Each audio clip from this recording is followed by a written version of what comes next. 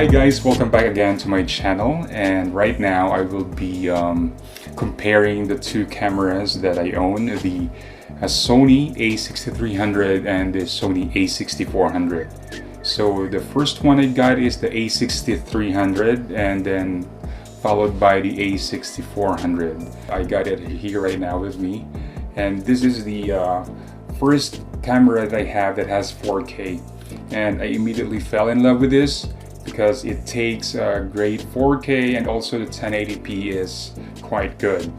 So if you use Sony lenses on this Sony A6300 camera, you will really appreciate the autofocus system of Sony cameras because it's really fast, it's really reliable, especially in a run and gun situation. On the type of work that I do, I really need the awesome and the fast autofocus of Sony's because there are times that you really need to get the moment, and manual focus doesn't just do it. The form factor of A6300 is exactly the same as the A6400 currently recording me right now, with the Sigma 24mm 1.4, the art lens for full frame. And by the way, the Sigma 24mm 1.4 is actually an awesome lens.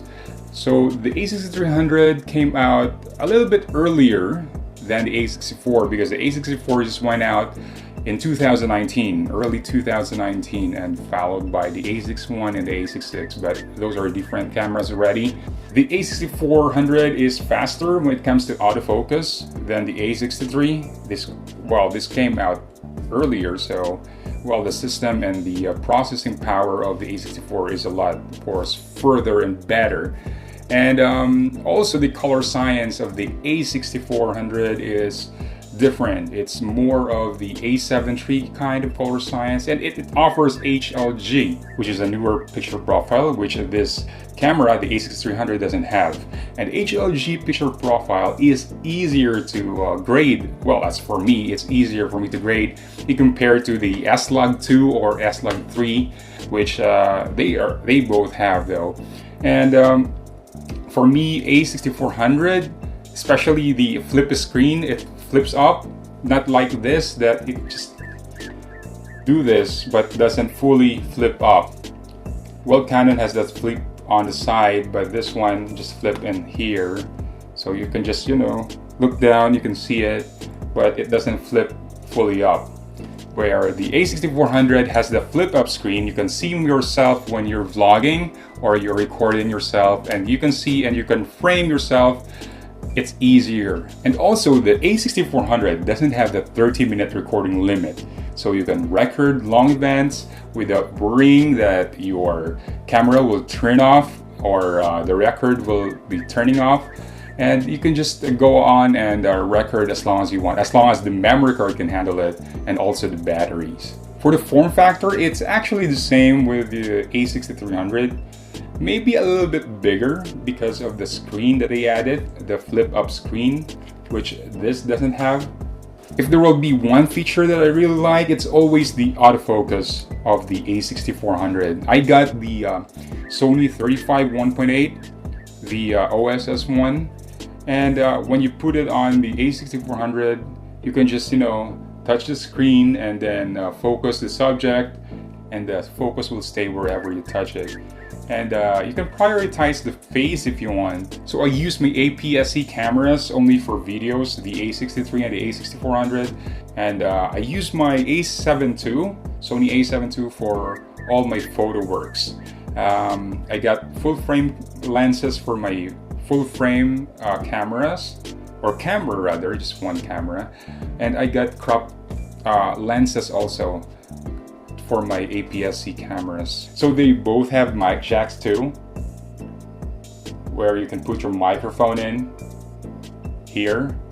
And if you want to have also the headphone jacks, maybe you should go with the Sony A6600, which is the newer one, which came out later in 2019. Also, we have the A6100, which is an upgrade from the A6000, which is, it's a little bit more complicated to explain, but it came out right after the A64, A63, and A65, right? Yeah. It came before or the same with the time that the A6600 came out. So a little bit confusing, I apologize, but I cannot explain why Sony is releasing them in that order, but I believe it's for marketing purposes that they do that. But anyway, they're awesome cameras. You cannot go wrong with these cameras. If you buy one, you will enjoy it. The image quality is superb.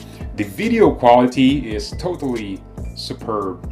And for photos, I might want to point you to the full frame cameras of Sony's, because, well, it takes great photos, but for me, I rather choose the full frame cameras for that extra depth of field, the blurry background or the autofocus background that they're saying. The A6400 doesn't overheat.